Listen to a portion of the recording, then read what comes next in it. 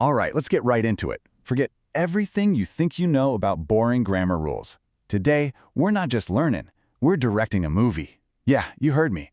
A story packed with suspense, some background action, and bam, sudden dramatic interruptions. This is your ultimate guide to mastering the past tense. So take a look at this. I want you to think of this as a grammar crime scene.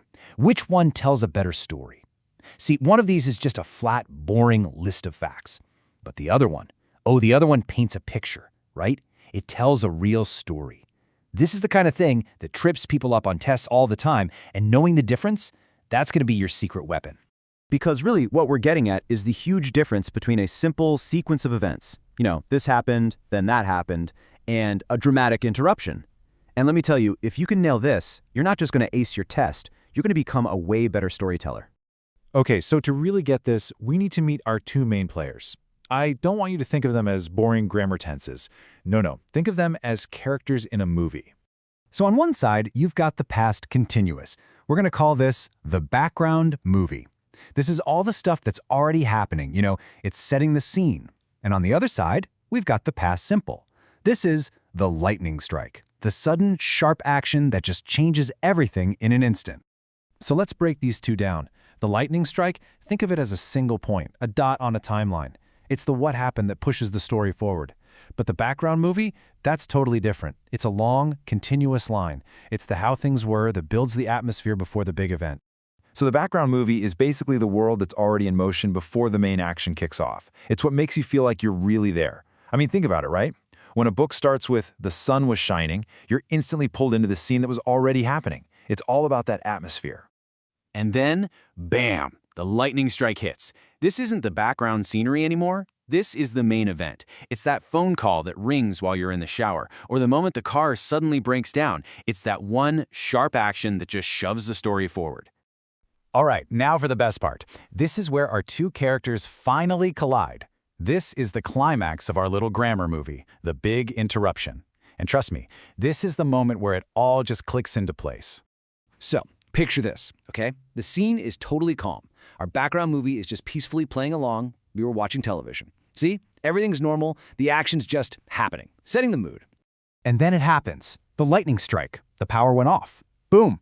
See how that works? It's perfect.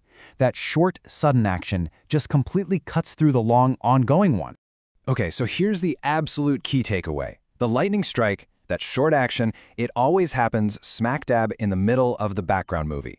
The past simple interrupts the past continuous. That's it. That is the golden rule you have to remember.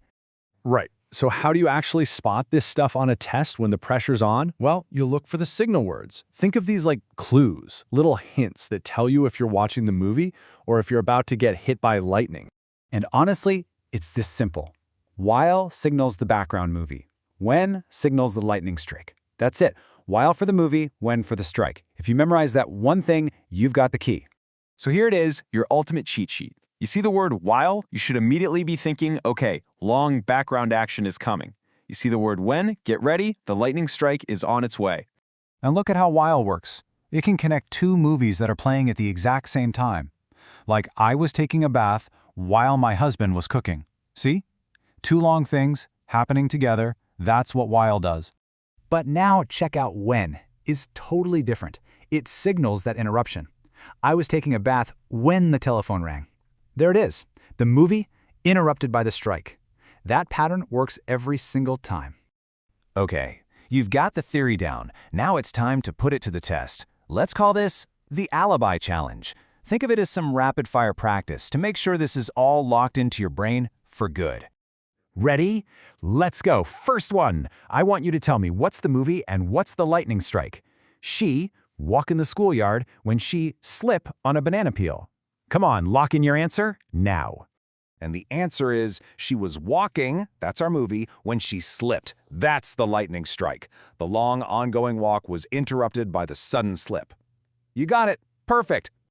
All right, next one. Don't slow down. Look for that signal word. My parents meet while they study in college. What's happening here? What's the structure?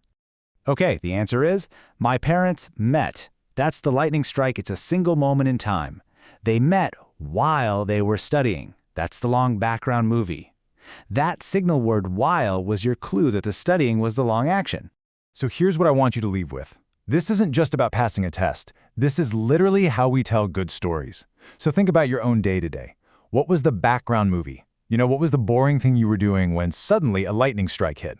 A text message, a phone call, some crazy surprise, something that made your story interesting. That right there is the power of the past tense.